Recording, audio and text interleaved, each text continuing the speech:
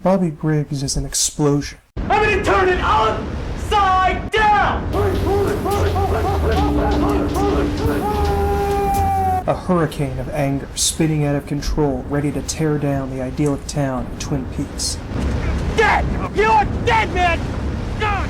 Dead! After the nightmare of economic depression in the Second World War, Americans wanted protection, to make a calmer, safer, less aggressive world. But bubbling under the surface of this new world was a new generation of kids. Never having known anything else, they saw the hermetically sealed bubble of the 1950s America as a prison. A dark place that shackled their freedom and stifled their pleasures. Out of this cauldron of angst rose the prototypical rebel, the juvenile delinquent.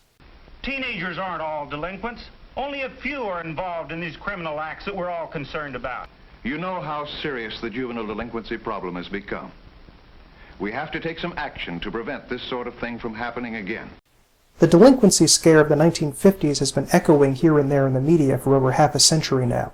Children choosing to throw away their lives on criminal pursuits instead of straightening up and flying right. In the 1950s, it was especially baffling to a generation of adults that had seen how rough the world could be. They're glad to be here. Remember?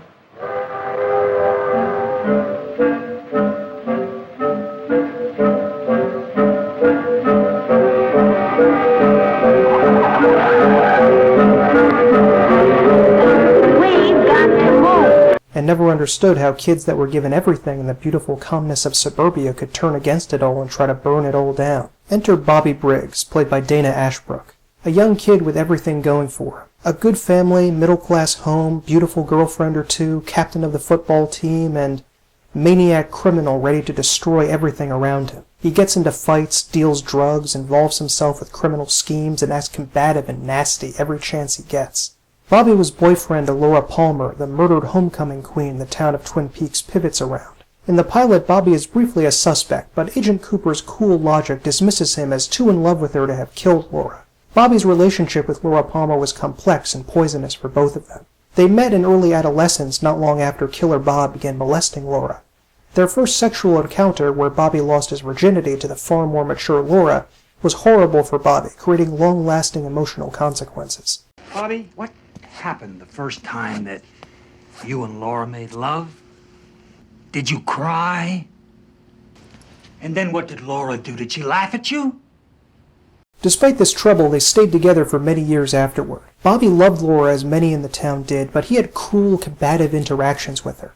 Bobby was a very controlling character, and he knew Laura was sleeping around on him and he hated it, but could do nothing to stop her. She was too clever for him and always found a way to manipulate him into doing what she wanted or forgetting his anger. Where were you? I'm not kidding around. Who are you with? Get lost, Bobby. Come on. It's a little low. Come on. It was Laura that made Bobby into a criminal. She wanted to deal drugs so she could get a taste of them, and he fed her habits, sending her farther down a dark hole that she brought him into. Bad enough that it drove her to consciously try to find people's weaknesses and prey on them, tempt them, break them down, make them do terrible, degrading things. Is that what happened to you, Bobby? She made me sell drugs so she could help.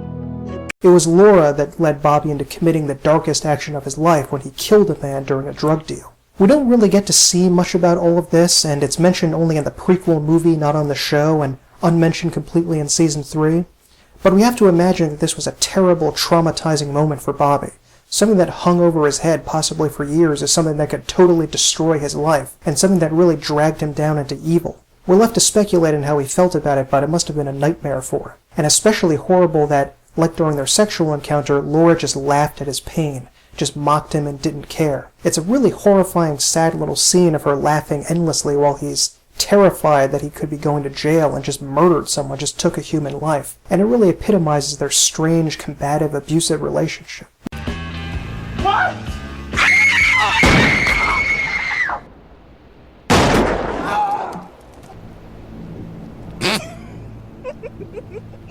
Shut the fuck up! This isn't funny, Laura!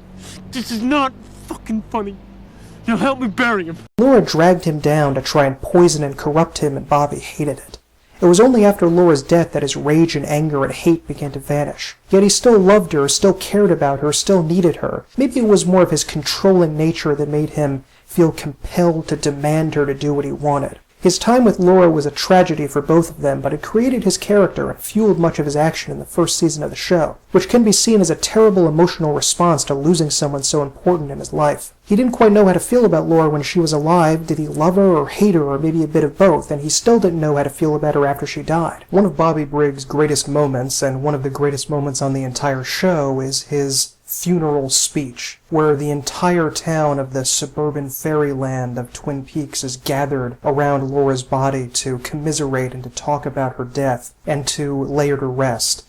And Bobby harshly and brutally mocks their hypocrisy and rightly calls them all out for not noticing that Laura had serious problems, or noticing that she had serious issues but doing nothing, not helping her, not reaching out to her, not doing what they could have done. This is an amazing moment for his character, because we see that beneath all the violence and the aggression and the tough guy exterior, he really does have a broken heart, and in a lot of ways is much more similar to his nemesis James Hurley than he would ever admit. He's also someone who is enraged at the wickedness of the world and is lashing out against it, angrily tearing away at everything he sees as false and cruel and terrible and unreal. He's just a hothead that turns his pain into anger, whereas James is a sweetie and just attacks himself and is sad and runs away.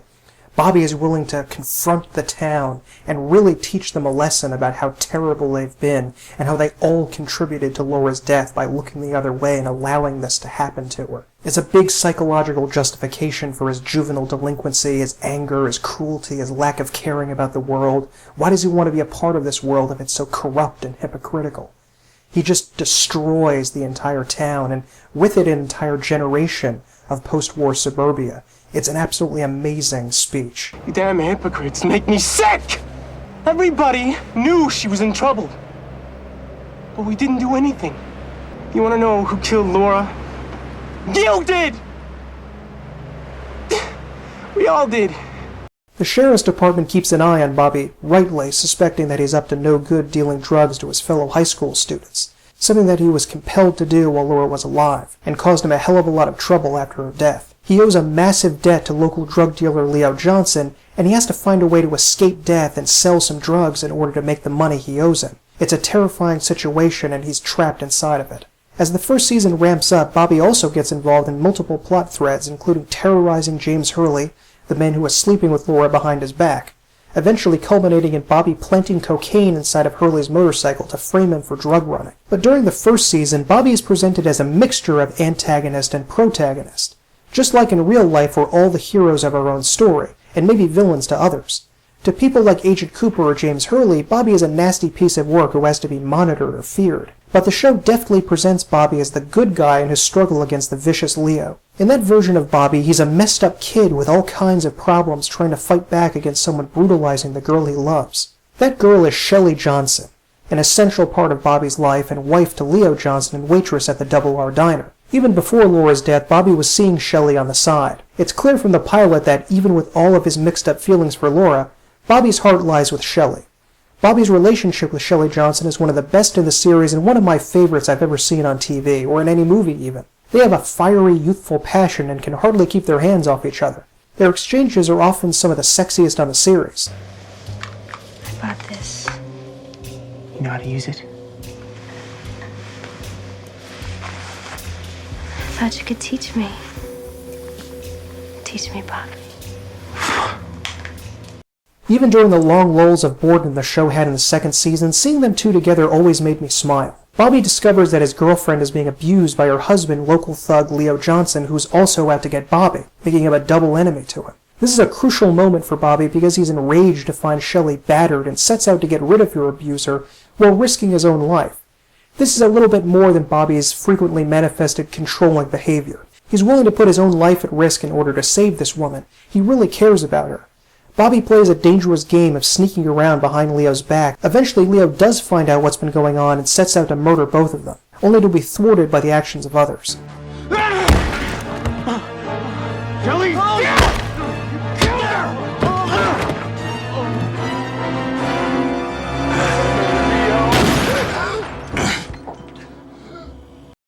The first season closes with both characters thinking the other has been murdered. The pained reaction to that from both of them makes their feelings clear. Shelley admits to loving Bobby, but Bobby is not quite ready to make that step. I love you.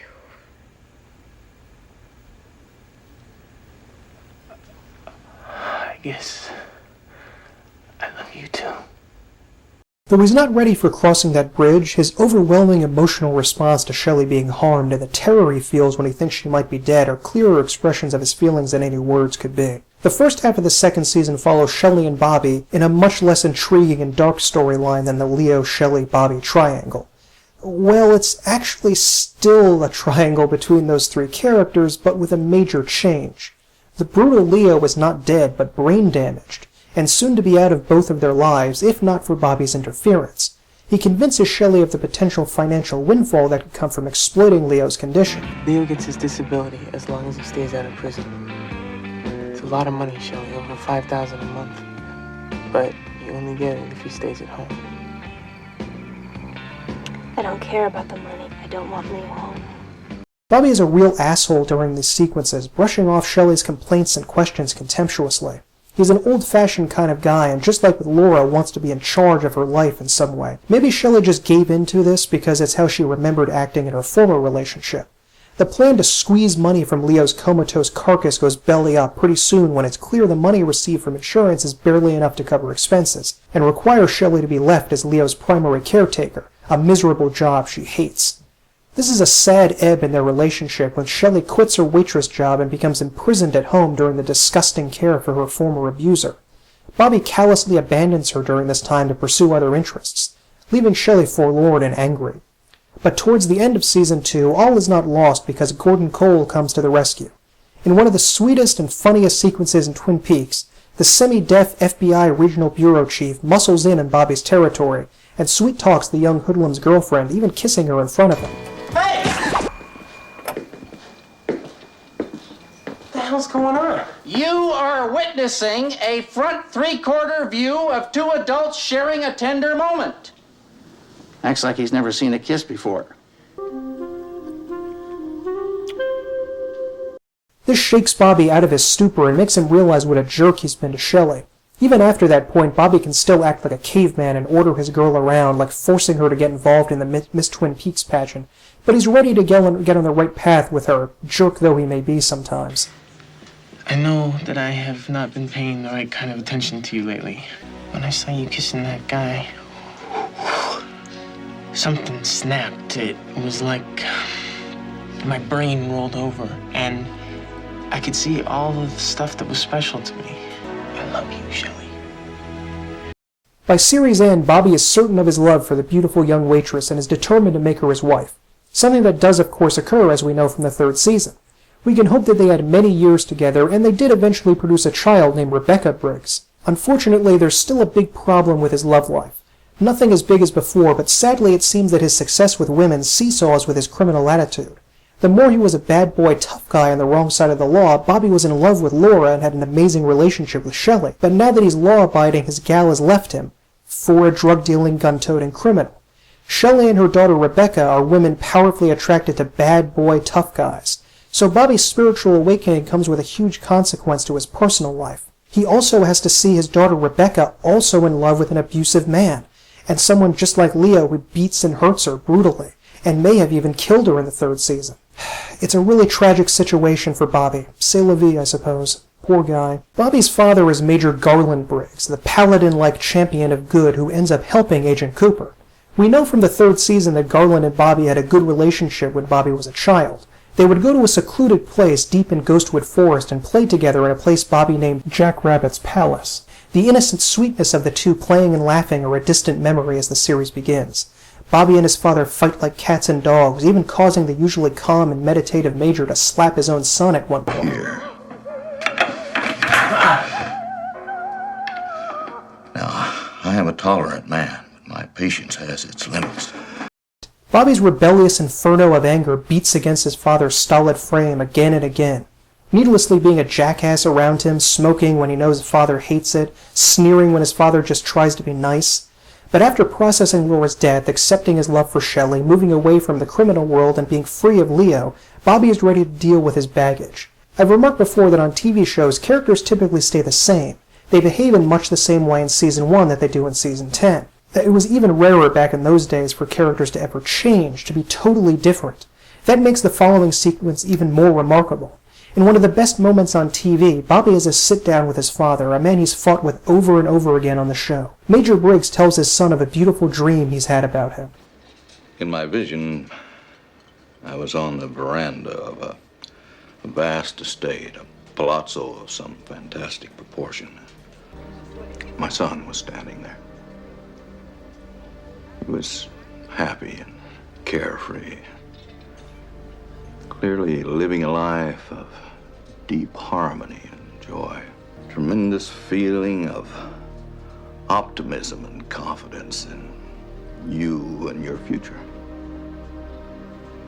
That was my vision of you.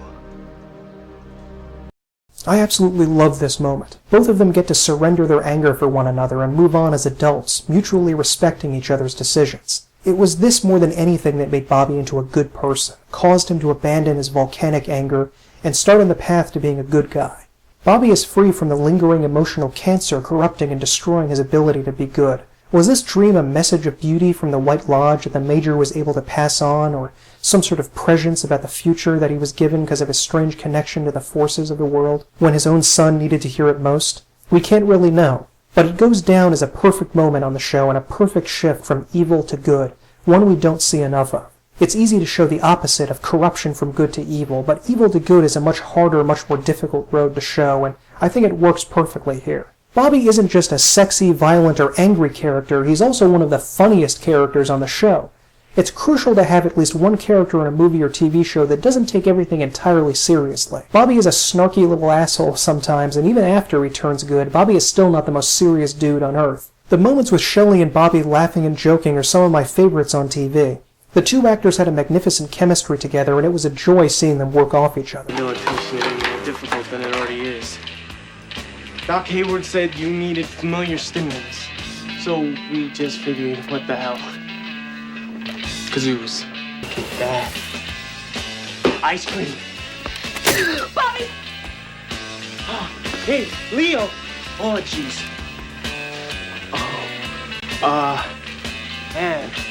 You gotta be more careful. Good thing we didn't light the candles.